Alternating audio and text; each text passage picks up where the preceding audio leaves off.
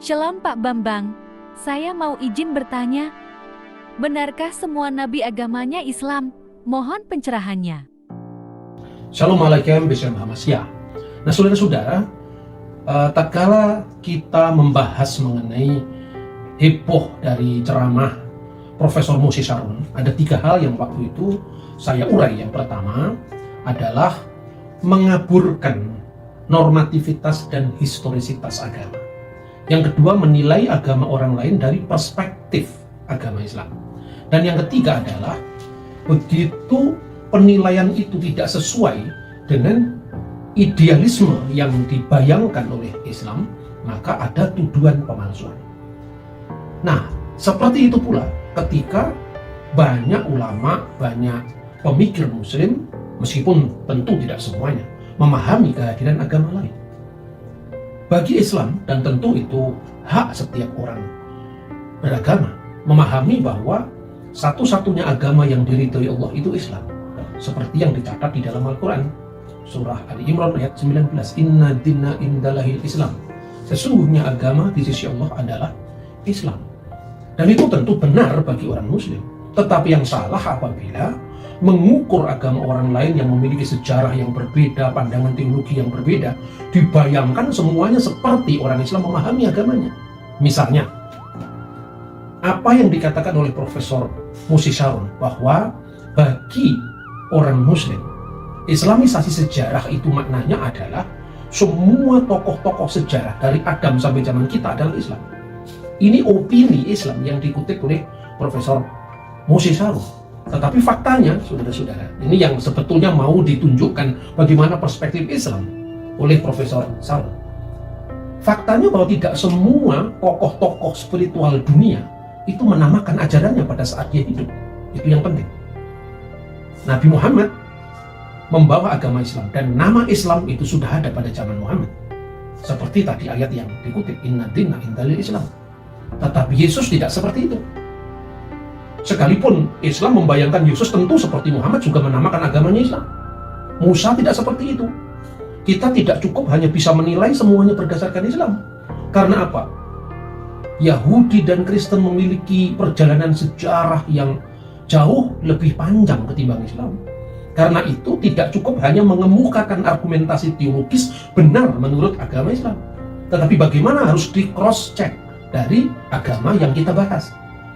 Dalam catatan sejarah, seorang yang menamakan ajarannya itu adalah Lao Tse, seorang pemikir Tiongkok kuno yang hidup tahun 604 sampai tahun 517 sebelum Masehi, yang menamakan agamanya atau ajarannya Tao atau jalan.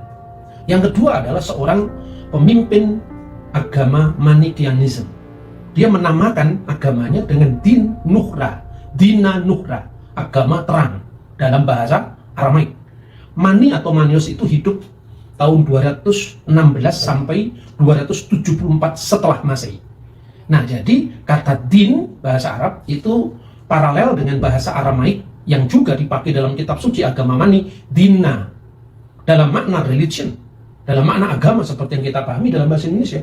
Jadi catat, yang menamakan ajarannya dengan nama agama pada masa hidupnya adalah Mani. Lao Tse menamakan dengan Tao. Sekalipun kata din dalam bahasa Arab itu paralel dengan bahasa Ibrani din, tetapi maknanya berbeda. Misalnya dalam doa Yahudi dikenal bahwa Adonai Hakadosh Baruchu, ya Tuhan yang Maha Kuasa, itu disebut Melek Yom Hadin, Raja Hari Pengadilan. Kata ini paralel dengan bahasa Arab dalam doa Al-Fatihah, yaitu Maliki Yaumidin, tetapi maknanya din di sini pengadilan, bukan agama. Nah, ini contoh rumitnya pembahasan ilmu agama-agama dari sudut pandang sejarah. Jadi tidak cukup hanya membaca kitab suci, kemudian sejarah dunia kita teropong menurut kitab suci agama tertentu, tidak bisa seperti itu. Al-Quran menyebutkan misalnya tentang apa dan siapa Ibrahim atau Abraham. Tidaklah Ibrahim itu seorang Yahudi, dan tidak pula dia seorang Nasrani. Maka na Ibrahimu Yahudiyan wala Nasraniyan, walakin kana hanifan musliman wa makana minal musyrikin. Bukan pula dia Nasrani, tetapi seorang Hanif yang Muslim, dan dia tidak termasuk dari golongan politeis penyembah berhala. Jadi perhatikan, Apa yang dikatakan Al-Quran itu benar 1000%, bukan hanya 100%. Ibrahim itu bukan Yahudi. Jelas karena kata Yahudi itu diambil dari nama cicitnya Ibrahim, yaitu Yehuda. Dan tidak ada orang Yahudi yang menyebut Ibrahim itu seorang Yahudi dalam pengertian agama Yahudi. Begitu juga orang Kristen, tidak ada yang mengatakan Ibrahim itu Kristen, kecuali dalam khotbah-khotbah normatif. Misalnya, jadilah Kristen Abraham, jangan jadi Kristen Lot. Bukan berarti pada zaman Abraham sudah ada agama Kristen. Ketika pendeta bicara seperti itu, artinya jangan kamu menjadi seorang Kristen yang sifatnya seperti Lot, tapi hendaklah kamu menjadi seorang Kristen yang sifatnya seperti Ibrahim. Bukan berarti Pak Pendeta lagi mengajarkan bahwa pada zaman Ibrahim ada agama Kristen. Nah sekarang kalau Ibrahim bukan Yahudi, itu pasti. Bukan Nasrani, ya lebih pasti lagi. Karena nama Kristen atau Nasrani itu dikaitkan dengan Yesus orang Nazaret atau pengikut Yesus yang adalah Kristus. Itu abad pertama Masehi. Abraham hidup tahun 1900 sebelum Masehi. Tentu tidak mungkin beragama Yahudi dari agama keturunannya atau dari nama dari cicitnya sendiri. Begitu juga Kristen, itu baru abad pertama 1900 tahun setelah Abraham. Nah, kalau Abraham bukan Yahudi, yes, betul. Abraham bukan Nasrani, pasti betul. Apalagi Islam. Nah, pola pikir yang pertama Abraham bukan Yahudi, bukan Nasrani, ini historis. Tapi ketika seorang mengatakan Ibrahim agamanya Islam, itu ahistoris. Karena kalau Yahudi saja bukan, kalau Kristen dari abad pertamanya bukan, apalagi Islam yang lahir dari abad ke-7. Ini pengaburan antara historisitas dan normativitas dari agama tadi. Oke, sekarang bagaimana sesungguhnya jejak-jejak agama Yahudi dan Kristiani dalam catatan sejarah? Saya tidak harus mengutip kitab suci saya, karena Anda kan tidak percaya dengan Alkitab. Saya harus mengutip fakta sejarah yang kita sepakati bersama. Tatkala Anda membaca Quran, yang percaya cuma Islam. Tatkala Anda membaca Bible, yang percaya cuma Kristen dan Yahudi. Untuk perjanjian lama Yahudi, untuk perjanjian lama dan baru Kristen. Mari kita buka catatan sejarah umum. Terlalu banyak data-data sejarah yang sudah dibukukan, antara lain misalnya Loeb Classical Library. Ini memuat catatan-catatan filosof dari abad pertama sebelum Masehi, abad ketiga sebelum Masehi, tulisannya Plato, Aristoteles, Seneca, Pausanias, Flavius Josephus, sejarawan Yahudi, Cornelius Tacitus, sejarawan Romawi. Semua tercatat di sini lengkap dengan terjemahan bahasa Inggris. Lalu bagaimana dengan agama Yahudi? Yang pertama-tama, Musa tidak pernah menamakan agamanya. Tetapi jangan ini dijadikan rujukan. Kalau begitu, agamanya Musa Islam malah tidak masuk akal. Kan begitu. Nah, kita melacak dari sejarah Yudaisme sendiri menurut perbandingan dengan fakta-fakta sejarah sekuler. Prasasti pertama dan tertua di luar tentu saja Yahudi dan Kristen, ini catatan sejarah sekuler, yang kita jumpai adalah prasasti Fir'aun Merneptah. Itu hidup tahun 1205 sebelum Masehi. Artinya prasasti itu dikeluarkan. Fir'aun Merneptah ini Fir'aun setelah zaman keluaran. Jadi ini setelah bangsa Israel keluar dari tanah Mesir di bawah pimpinan Nabi Musa dan Harun, diteruskan oleh Yosua, baru ditulis prasasti Merneptah. Anda bisa melihat ini di Museum Nasional Kairo. Yasir el-Fikat Ben Ferat. Israel sudah tidak ada lagi dan anak-anak keturunannya sudah binasa. Berarti pada saat Merneptah itu mengeluarkan prasastinya, Israel sudah tidak ada lagi di Mesir. Nama Yasir El yang tidak lain bentuk bahasa Mesir kuno atau berhuruf hieroglif dari Israel. Ini membuktikan bahwa Alkitab itu mencatat sejarah yang bersesuaian dengan prasasti yang ditemukan di Mesir kuno ini. Dan bahwa waktu itu tidak ada dalam kitab Taurat mulai dari Sefer Bereshit, Sefer El-Shemot, Sefer Wayikra, Sefer Bamidbar sampai Sefer Elihadibarim, mulai dari kitab Kejadian sampai Ulangan. Tidak ada yang mengatakan Musa bersabda, sesungguhnya aku telah membawa agama Islam. Tidak pernah ada. Jadi bedakan antara angan-angan teologis dengan fakta historis. Nah, itu artinya apa? Bahwa kata Yasir'il atau kata Israel dalam bahasa Arab atau Yisrael dalam bahasa Ibrani itu tidak hanya berarti entitas kebangsaan, entitas kesuku bangsaan, tetapi keseluruhan dari komunitas, baik itu agama maupun komunitasnya. Itulah yang disebut dengan Israel. Dan nama Yahudi memang harus diakui itu baru muncul kemudian. Kemudian prasasti kedua itu prasasti yang ditemukan di Yordan, prasasti Batu Moab. Kira-kira tahun 850 sebelum Masehi.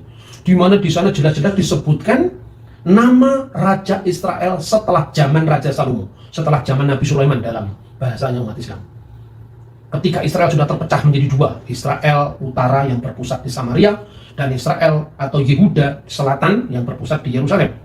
Di mana dalam prasasti Moab itu telah disebutkan tentang nama Raja Israel di wilayah utara, yaitu Omri Melek Yisrael. Omri Raja Israel.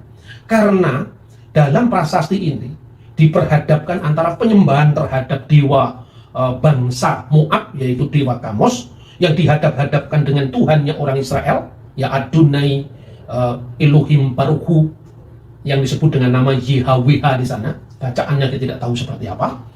Artinya di situ ada kompetisi keagamaan, dan itu tercatat juga dalam Alkitab. Cuma dalam pandangan Alkitab berbeda dengan visi yang diberikan oleh pihak lawannya bangsa Israel, yaitu orang-orang Moab. Perhatikan, tahun 850 sebelum Masehi ditemukan kata Yisrael pada kalimat Omri Melek Yisrael, yang berarti entitas kebangsaan, kenegaraan, sekaligus Tuhan sembahannya. Maka dihadapkan antara Kamos, dewa Kamos, dan Tuhan bangsa Israel, yaitu Adonai Elohim Baruchu. Adonai, terberkatilah namanya, terpujilah namanya. Lalu ketika bangsa Israel menyebut nama Raja Daud, tidak hanya dalam Alkitab nama itu disebut, tetapi ada dalam prasasti Teldan yang berasal dari kurang lebih tahun yang sama, 850 sebelum Masehi.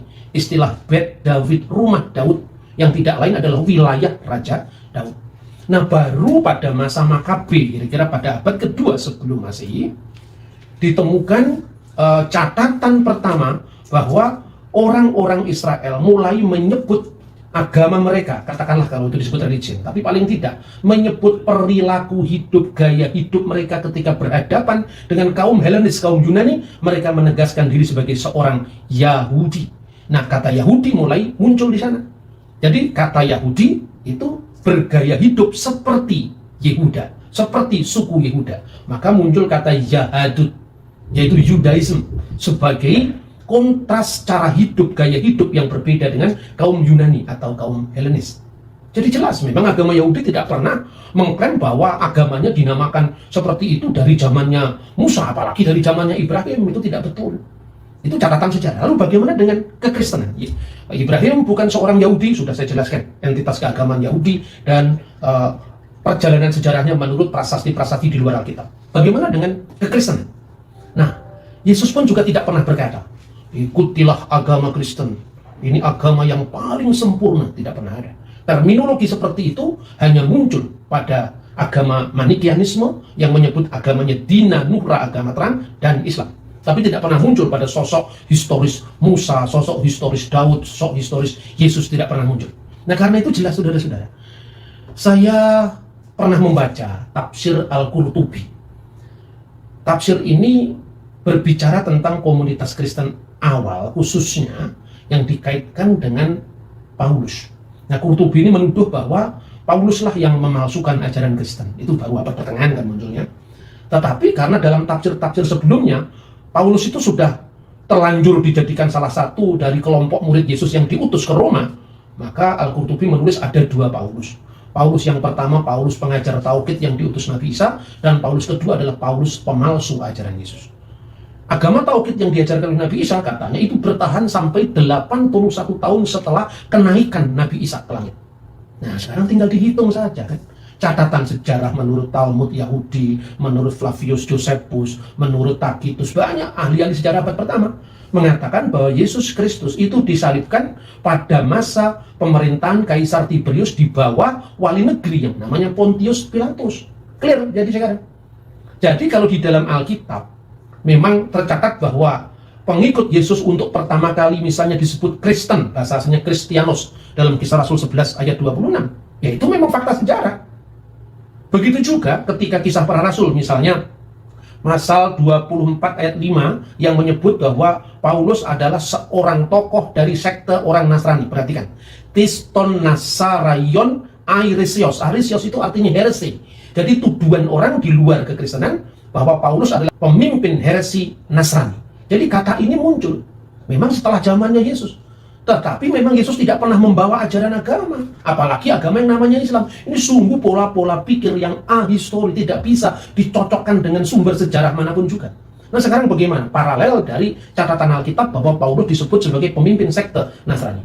Kira-kira pada tahun 90 Masehi, orang-orang Yahudi yang mereaksi penolakan mereka terhadap kekristenan, mereka melakukan sidang atau muktamar atau konsili di kota Yamnia, letaknya dekat Tel Aviv, tahun 90 Masehi.